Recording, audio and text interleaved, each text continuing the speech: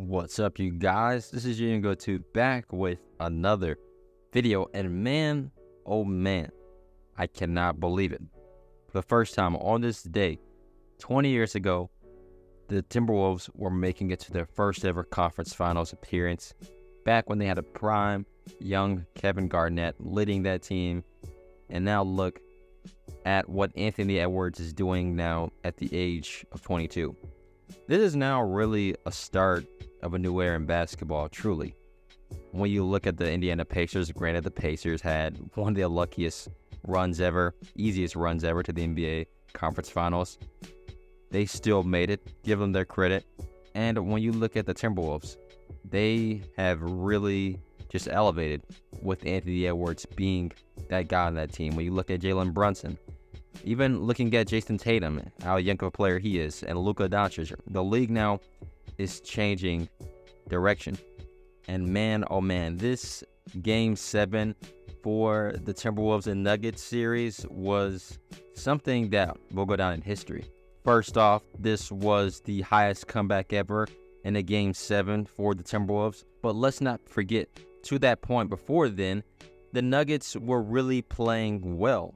They were defending Anthony Edwards really well, sending him double teams, and the Timberwolves players could not really execute when Anthony Edwards was getting double teams, so the offense was very stagnant. And then Murray was playing really good, Jokic was playing really good. These guys were really getting buckets early on. But then once that third quarter came, going into halftime, everything just changed for the Denver Nuggets. They went cold in the third quarter. They shot 5 of 19 from the field in the third quarter alone. That really paved the way for the Nuggets to really lose momentum and give all the momentum to the Timberwolves in that situation. Mike Conley hit key shots. Jaden McDaniels hit key shots. All of this as well, while Anthony Edwards was still struggling from the field. Even Karl-Anthony Towns was playing very well. Let's not forget, even Rudy Gobert was playing extremely well.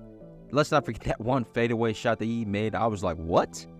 Rudy Gobert making a fadeaway shot of that difficulty? What? But the Timberwolves outscored the Nuggets in that second half 60-37. And what made it even worse for the Denver Nuggets, that they only had 5 points from their bench. But that third quarter was just something special to see for the Timberwolves. And then going into that fourth quarter, I got to give the MVP really to Naz Reid, because Naz Reid came in when Karl-Anthony Towns was just about fouled out of the game. He had 5 fouls. He came in, was a great replacement for him, and he just delivered. He made big shots, he had that putback dunk, made key free throws. He did his part to really help the Timberwolves just seal the game. And then let's not forget when Karl-Anthony Towns came through the lane and made that putback slam, which pretty much sealed the game. The Timberwolves, they just played a great game of basketball. They really came in, despite all of the adversity, they still were able to overcome it and win the game.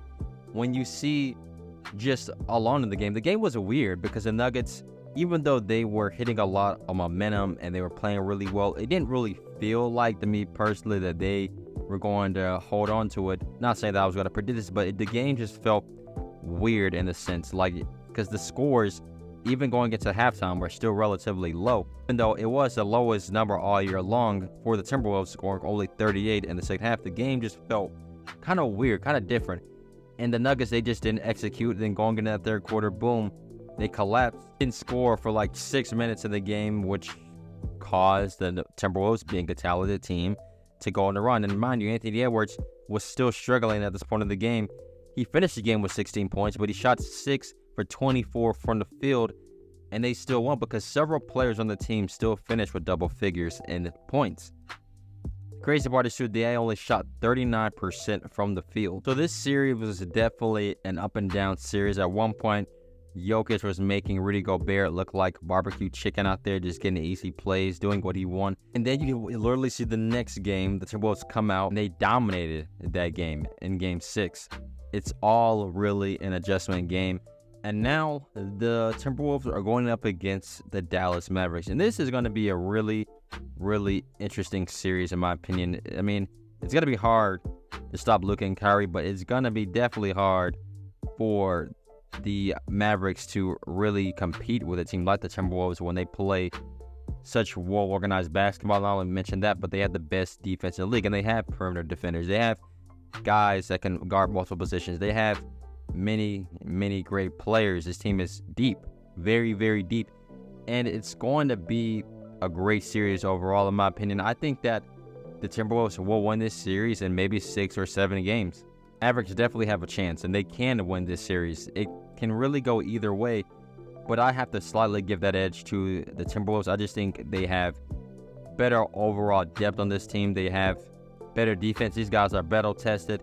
They've been through a lot, and they've overcome a lot. They just played the reigning champions, and they just beat them, for crying out loud. I think matchup-wise that the Timberwolves slightly have the edge over the Dallas Mavericks. It's definitely going to be interesting to see, and it's interesting as well to see 2 young stars in this league, and Luka Doncic and Anthony Edwards, both at this young of an age, are doing what they're doing. Now, this is Luka's second conference finals appearance. This is Anthony Edwards' first appearance, and hopefully to see many more to come. And man, this is just really sad to see in a way, because for many years now we've been so used to seeing the LeBrons, the Kevin Durant's, the Steph Currys, all of these really talented players make it and go to the finals. And now we got this young generation of players that are now really taking over the game and coming in and setting their mark. And that's what Anthony Edwards is doing. That's what Luka is doing. Even Tyrese, as I said earlier. And of course, you have those Celtics. These guys are really coming in and just changing the path now in the NBA. And it's a really great thing to see. So I hope you guys really enjoyed this brief video today. I just wanted to do a live reaction kind of after the game, because it's pretty crazy on what happened. And yeah, don't forget to leave a like and subscribe, and let's look forward to seeing how these conference finals games are. But have a great day. Peace.